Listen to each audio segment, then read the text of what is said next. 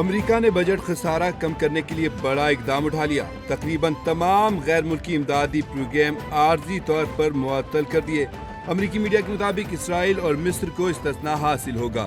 معطل پروگراموں میں یوکرین، تائیوان اور اردن کی امداد کا پروگرام بھی شامل. یہ امدادی پروگرام ابتدائی طور پر 90 روز کے لیے معطل کیے گئے. امریکہ کے تمام سفارتی اور قونصل مشنز کو محکمہ خارجہ کا حکم نامہ جاری کر دیا. امریکی محکمہ خارجہ کے ملازمین میں کھلبلی مچ گئی. حماس کا 4 اسرائیلی خواتین فوجی ارغمالیوں کو آج رہا کرنے کا اعلان. عالمی میڈیا کے مطابق مغویوں میں اسرائیلی فوج کی سپاہی لیری الباغ، کرینا ایریف، جینیلیا گلبو، نمالوی شامل ہیں. یہ چاروں خواتین ایک فوجی یونٹ کی رکن تھیں. 7 اکتوبر 2023 کو حملے کے وقت چاروں فوجی خواتین غزہ کے قریب تعینات تھیں. حماس نے کہا اسرائیل فلسطینی قیدیوں کی فہرست جلد جاری کرے گا. معاہدے کے تحت ہر اسرائیلی فوجی کے بدلے 50 فلسطینی قیدیوں کو رہا کیا جائے گا.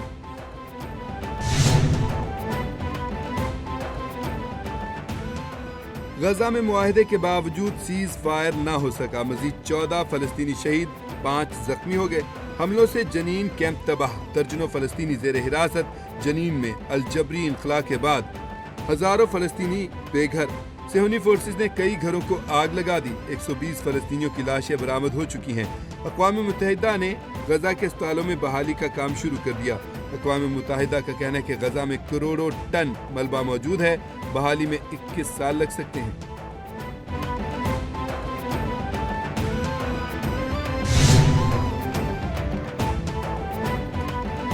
پاکستان اور ویسٹ انڈیز کے درمیان دوسرا ٹیسٹ میچ. پاکستان اور ویسٹ انڈیز کی ٹیمیں آمنے سامنے. ویسٹ انڈیز کی پاکستان کے خلاف دوسری وکٹ پر 9 رنز پر گر گئی. قومی ٹیم میں ایک تبدیلی کی گئی. خرم شہزاد آؤٹ، کاشف علی ان ہو گئے. پاکستان کو 2 میچوں کی سیریز میں 1-0 کی برتری حاصل ہے.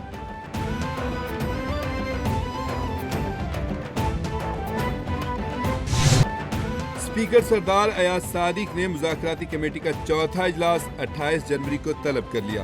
پی ٹی آئی کا اجلاس میں شرکت سے انکار. بیرسٹر گوہر کہتے ہیں حکومت کمیشن کا اعلان کرے، ہم دوبارہ غور کر لیتے ہیں. بانی پی ٹی آئی کی ہدایت کے مطابق میٹنگ میں شرکت نہیں ہوگی. مذاکرات بانی نے ہولڈ کیے ہوئے ہیں. 7 دن بہت تھے لیکن کوئی پیش رفت نہیں ہوئی. عمر ایوب نے کہا ان کے ہاتھ میں کچھ بھی نہیں، یہ بس مجبوری کا رونا روتے ہیں.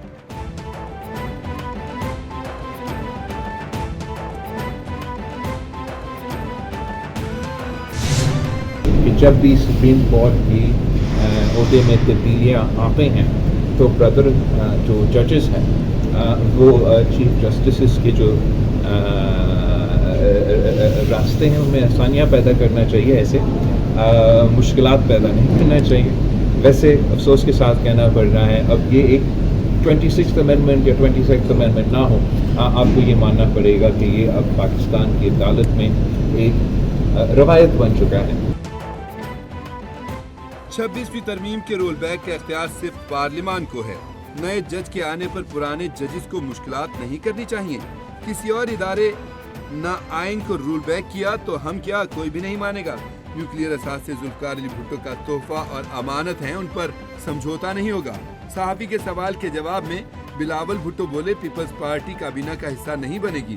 صحافی نے سوال کیا کیا وزیراعظم مدت پوری کریں گے تو جواب دیا انشاءاللہ.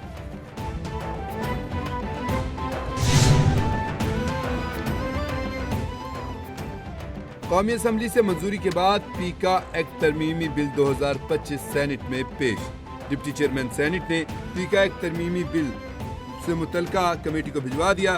اپوزیشن اور صحافیوں کا سینٹ میں احتجاج. صحافی اجلاس سے اٹھ کر سینٹ کے پریس لاؤنج میں چلے گئے. اپوزیشن سینیٹرز کی صحافیوں کا ساتھ دینے کی یقین دہانی. شبلی فراز نے کہا بل لانے سے قبل مشاورت ہوتی ہے. صحافیوں کو پی ٹی آئی سے زیادہ نشانہ بنایا جا رہا ہے. حکومت منمانی میں مصروف ہے.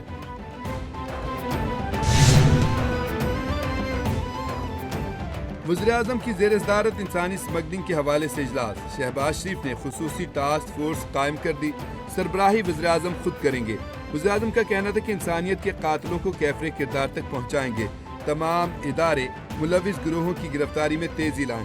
وزارت خارجہ انسانی اسمگلرز کی نشاندہی میں اپنا بھرپور کردار ادا کرے. تارکین وطن کی کشتی میں پاکستانیوں کی اموار کے واقعے پر مجھ سمیت قوم غم میں ہے.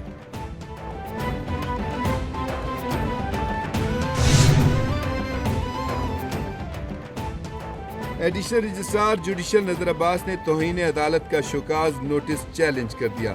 توہین عدالت کی کارروائی پر حکم امتناع کی درخواست بھی کر دی.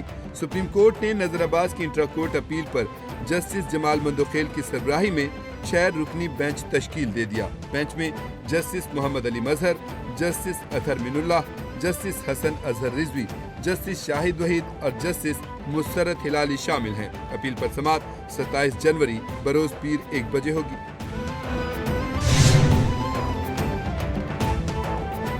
سابق امریکی صدر جو بائیڈن نے امریکی جیل میں قید ڈاکٹر عافیہ صدیقی کی رحم کی اپیل مسترد کر دی. پیش رفت سے اسلام آباد ہائی کورٹ کو آگاہ کر دیا گیا.